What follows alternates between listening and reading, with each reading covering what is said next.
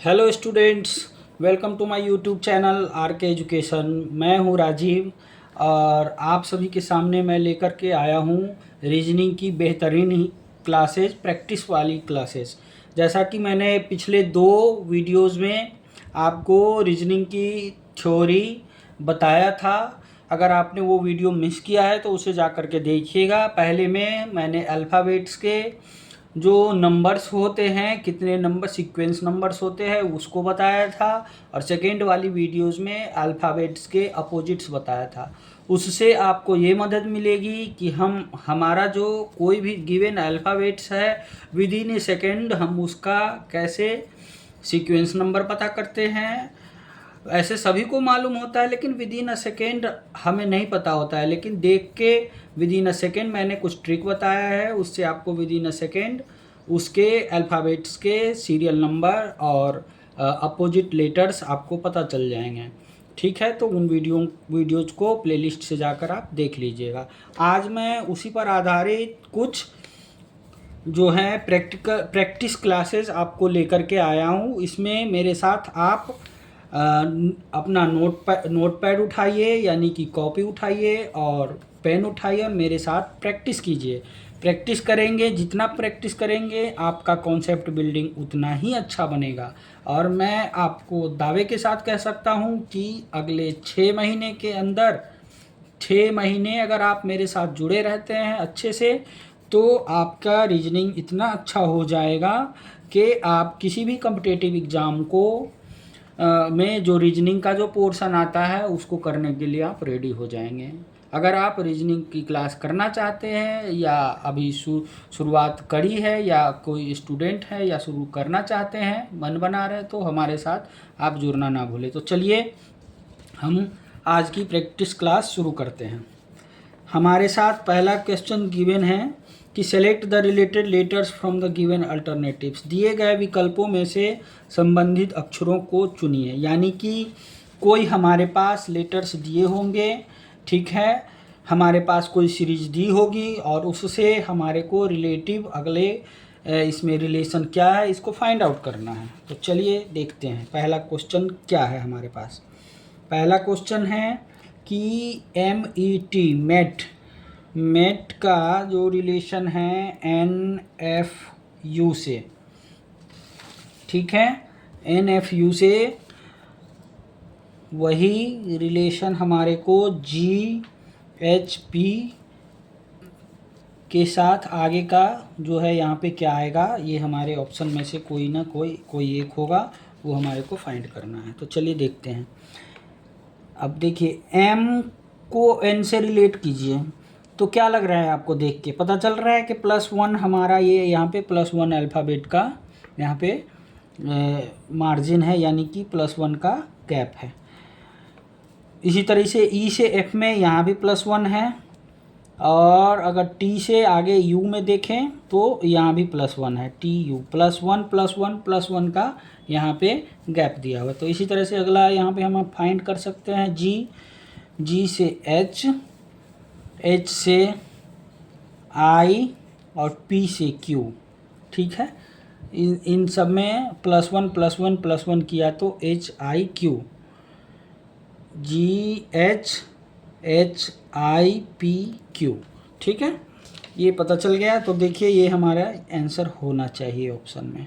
ये बहुत ही बेसिक है, आगे मैं धीरे धीरे लेवल भी बढ़ाऊँगा। HIQ, आज चूँकि पहला क्लास है तो मैं थोड़ा सा लो लेवल का क्वेश्चन लेकर के आया हूँ ताकि आपको समझने में परेशानी ना हो। तो HIQ हमारा इसका आंसर है A इन ऑप्शंस में से। चलिए इसी तरह से दूसरा क्वेश्चन सोल्व करते हैं। दूसरे क्वेश्चन में क्या है, BK, दूसरा क्वेश्चन है BK का जो रिलेशन DJ से है वही रिलेशन हमारे को FN को फाइंड आउट करना, इनमें से कोई एक ऑप्शन होगा। तो BK का DJ से रिलेशन हम देखते हैं। ये सारा का सारा हमारे प्रेजेंस ऑफ माइंड पे डिपेंड करता है कि हम इसको कैसे देखते हैं और हम रिलेशन कितना जल्दी फाइंड कर सकते हैं। FN, चलिए तो अब देखिए, सोचिए इसमें क्या बन रहा है रिलेशन, बी का डी से क्या रिलेशन बन रहा है, बी सी डी। डी जो है +2 में आ रहा है, बी के बाद 2 नंबर में, दो दो दो का गैप है यहाँ पे। और के और जे में क्या आ रहा है, जे से के, यहाँ पे -1 का गैप दिख रहा है। ठीक है, जे बाद में आ रहा है, के पहले आ रहा है, जे पहले आएगा और के बाद में आएगा, यानी कि इधर से दे रहे तो ये -1 का गैप है। ठीक है, तो +2 -1 का गैप है। तो इसी तरीके से हम यहाँ पे फाइंड करते हैं। एफ में +2 करेंगे तो क्या आएगा, एच आएगा। ठीक है, एफ हमारा कितने नंबर पे, 6 पे आता है, एच हमारा 8 नंबर पे आता है। ठीक है, बी दूसरे नंबर पे आता है, के जो है हमारा 11वें नंबर पे आता है, डी है हमारा चौथे नंबर पे आता है, 4th नंबर पे, और जे हमारा 10th नंबर पे, 10वें नंबर पे आता है। तो इसी तरह से एच +2 करेंगे तो एफ से एच यानी कि 8वें नंबर पे, एन हमारा 14 नंबर पे आता है, और इसमें -1 करना है तो यहाँ पे एम होगा, 13 इसका होता। तो इसका आंसर एच और एम होना चाहिए, एच और एम। ए नंबर हमारा इसका ए ऑप्शन सही है।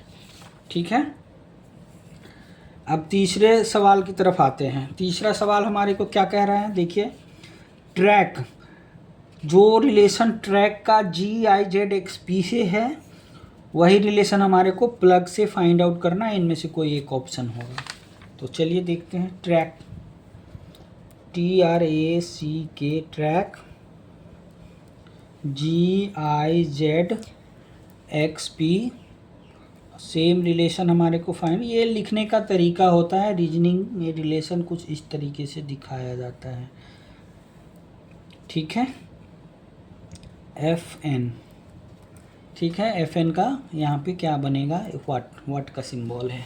अब चलिए देखते हैं। देखने से हमारे को क्या पता चल रहा है, T और G, RI, ये देख के ही हमारे को पता चल रहा है कि ये अपोजिट लेटर्स है। जैसे कि मैंने आपको बताया था, टी का अपोजिट G होता है, GT रोड मैंने बताया था। R का अपोजिट I होता है, इंडियन रेलवे बताया था। A का अपोजिट Z होता है, सभी जानते हैं। C का अपोजिट क्रैक्स, मैंने का एक कीवर्ड बताया था, क्रैक्स। ठीक है, तो X होगा इसका। के का अपोजिट होता है पी के मूवी की एक बताया था मैंने, ये याद करने का तरीका। तो देखिए, GIZ XP ये हमारा फाइंड आउट हो गया, यानी कि अपोजिट लेटर्स का यहाँ पे रिलेशन बन रहा है। तो इसी तरीके से एफ और एन का हमारे को अपोजिट निकालना है। तो एफ से मैंने बताया था, आप एक फूफा नाम का वर्ड याद रखिएगा। तो एफ का अपोजिट यू होता है और एन का अपोजिट एम होता है, ये मैंने आपको पहले ही बता रखा है कि एन और एम का याद रखिएगा। ठीक है, यानी कि इसका आंसर यू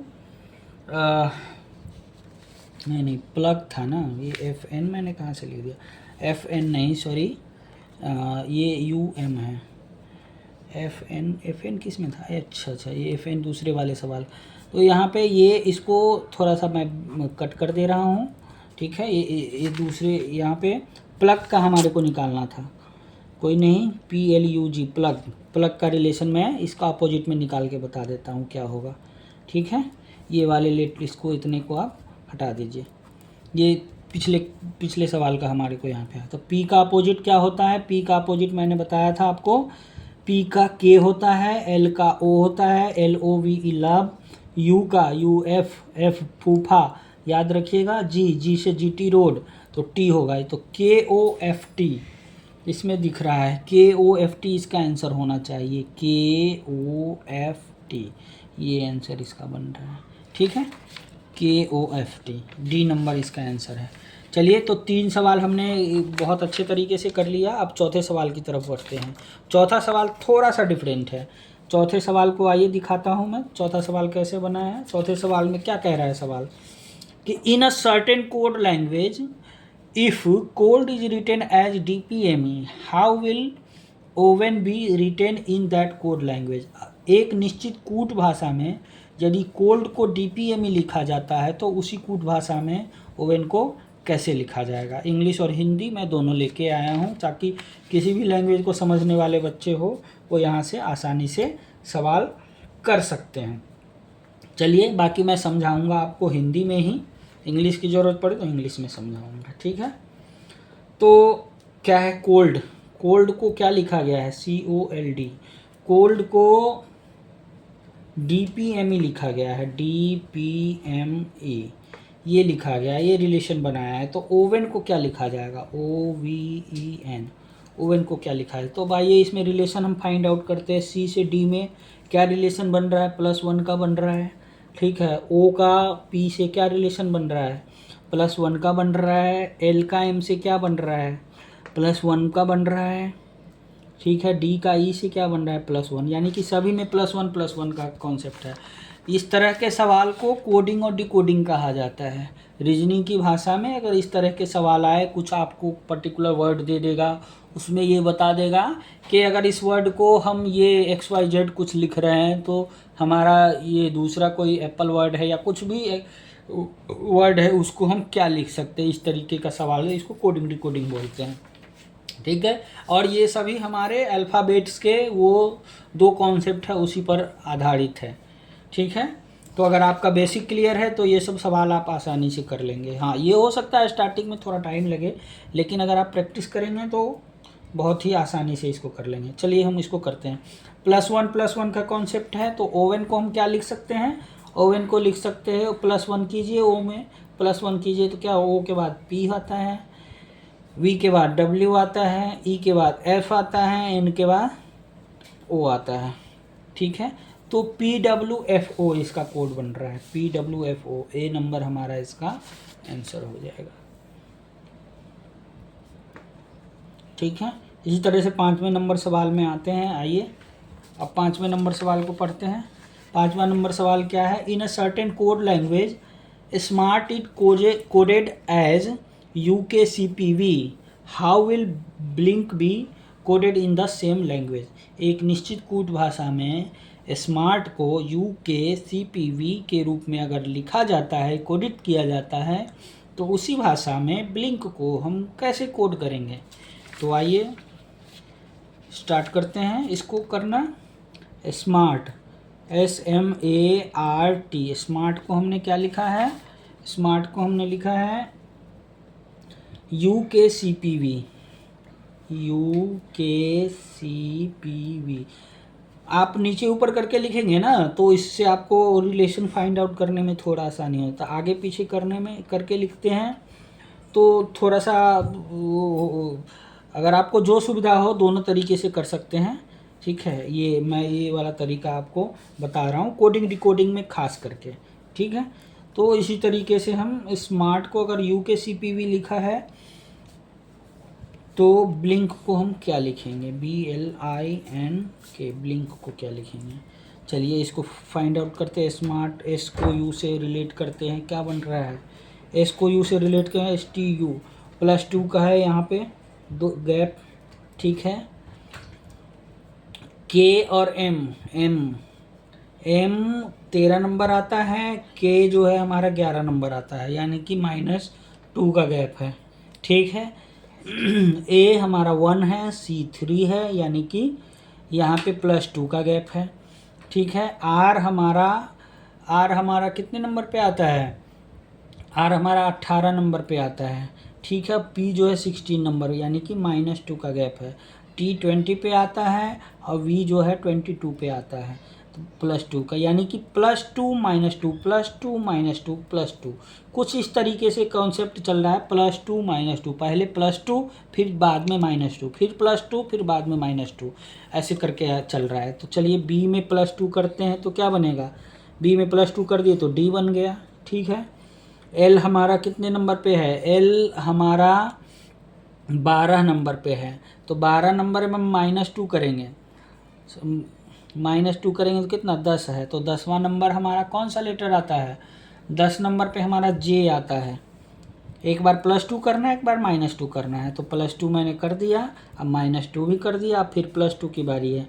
तो I में +2 करेंगे, I हमारा 9वें नंबर पे आता है और 11 नंबर पे क्या आता है, K आता है, ठीक है। N कितने नंबर पे आता है, 14 नंबर पे। अब +2 हो गया, -2 करके देखते हैं, ठीक है। तो N 14 नंबर पे, तो 12 नंबर पे क्या आएगा, 12 नंबर पे हमारा आता है एल आता है, ठीक है, तो एन एल होगा इसमें, ठीक है।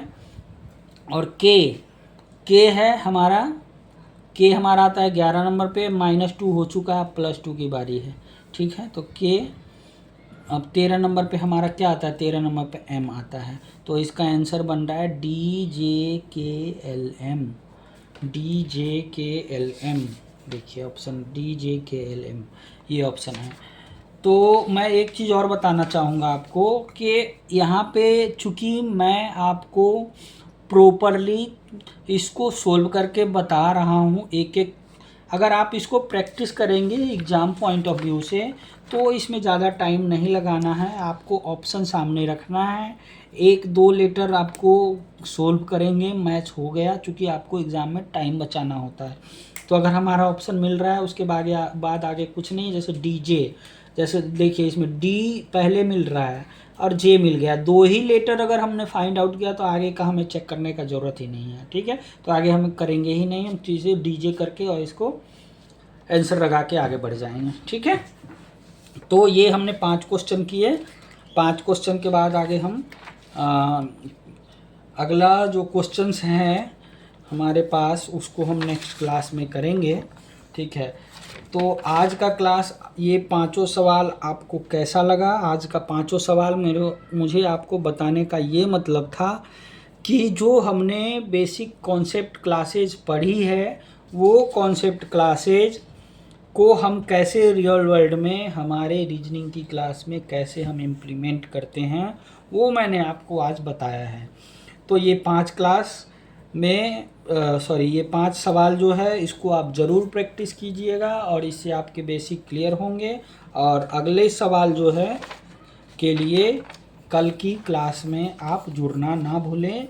और आपने अगर हमारे चैनल को सब्सक्राइब नहीं किया है तो सब्सक्राइब कर दे और लाइक कीजिए और ज़्यादा से ज़्यादा शेयर कीजिए, और ताकि नए स्टूडेंट्स को हमारे क्लास से जुड़ने का मौका मिले। अगर वो ज़रूरत है उनको रीजनिंग बेसिक से सीखने की, तो वो हमारे क्लास में जुड़ना बिल्कुल ना भूले।